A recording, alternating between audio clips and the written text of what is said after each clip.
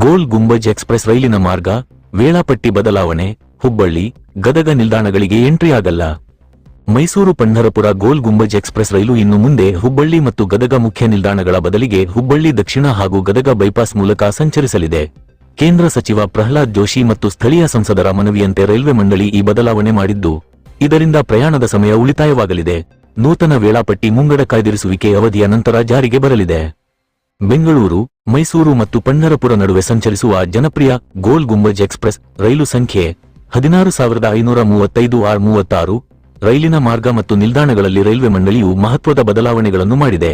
ಈ ಕುರಿತು ರೈಲ್ವೆ ಸಚಿವಾಲಯವು ಅಧಿಕೃತ ಆದೇಶ ಹೊರಡಿಸಿದೆ.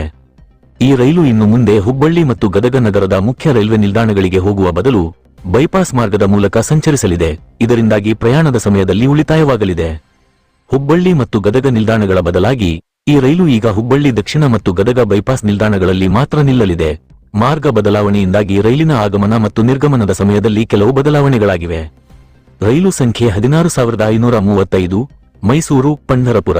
ಮೈಸೂರಿನಿಂದ ಮಧ್ಯಾಹ್ನ 3:50ಕ್ಕೆ ಹೊರಡಲಿದೆ. ಹಿಂದಿನ ಸಮಯ ಮಧ್ಯರಾತ್ರಿ 3:45. ಪಂಢರಪುರಕ್ಕೆ ಬೆಳಗ್ಗೆ 11:15ಕ್ಕೆ ತಲುಪಲಿದೆ. ಹಿಂದಿನ ಸಮಯ ಮಧ್ಯಾಹ್ನ 12:25.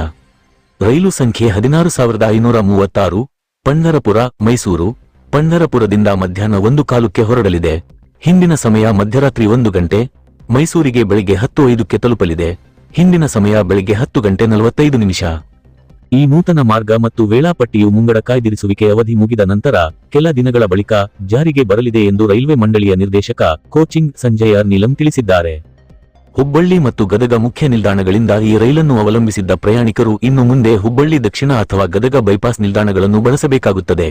ಈ ಬದಲಾವಣೆಯ ಬಗ್ಗೆ ವ್ಯಾಪಕ ಪ್ರಚಾರ ನೀಡುವಂತೆ ನೈಋತ್ಯ ರೈಲ್ವೆ ಮತ್ತು ಮಧ್ಯ ರೈಲ್ವೆ ಅಧಿಕಾರಿಗಳಿಗೆ ಸೂಚಿಸಲಾಗಿದೆ. ರೈಲಿನ ವೇಳಾಪಟ್ಟಿ ಬದಲಾವಣೆ ಬಗ್ಗೆ ಕೇಂದ್ರ ಸಚಿವ ಪ್ರಹ್ಲಾದ್ ಜೋಶಿ ಟ್ವೀಟ್ ಮಾಡಿದ್ದಾರೆ. ಬಿಜಾಪುರ, ಗದಗ ಬೈಪಾಸ್ ಹಾಗೂ ಹುಬ್ಬಳ್ಳಿ ದಕ್ಷಿಣ ಭಾಗದ ಜನರ ಬಹು ವರ್ಷಗಳ ಬೇಡಿಕೆಯ ಹಿನ್ನೆಲೆಯಲ್ಲಿ ರೈಲು ಸಂಖ್ಯೆ 16,535 ಮೈಸೂರು ಪಂಢರಾಪುರ ಹಾಗೂ ರೈಲು ಸಂಖ್ಯೆ 16,536 ಪಂಢರಾಪುರ ಮೈಸೂರು ಮಾರ್ಗದಲ್ಲಿ ಸಂಚರಿಸುತ್ತಿದ್ದ ಗೋಲ್ ಗುಂಬಜ್ ರೈಲು ಸಂಚಾರವನ್ನು ಗದಗ ಬೈಪಾಸ್ ಹಾಗೂ ಹುಬ್ಬಳ್ಳಿ ದಕ್ಷಿಣ ಭಾಗದ ಮೂಲಕ ಸಂಚರಿಸುವಂತೆ ವಿಜಯಪುರದ ಸಂಸದರಾದ ರಮೇಶ್ ಜಿಗಜಿಣಗಿ ಮತ್ತು ಬಾಗಲಕೋಟೆ ಸಂಸದರಾದ ಪಿಸಿ ಗದ್ದಿಗೌಡರ್ ವಿನಂತಿಸಿದ್ದರು ಎಂದು ತಿಳಿಸಿದ್ದಾರೆ.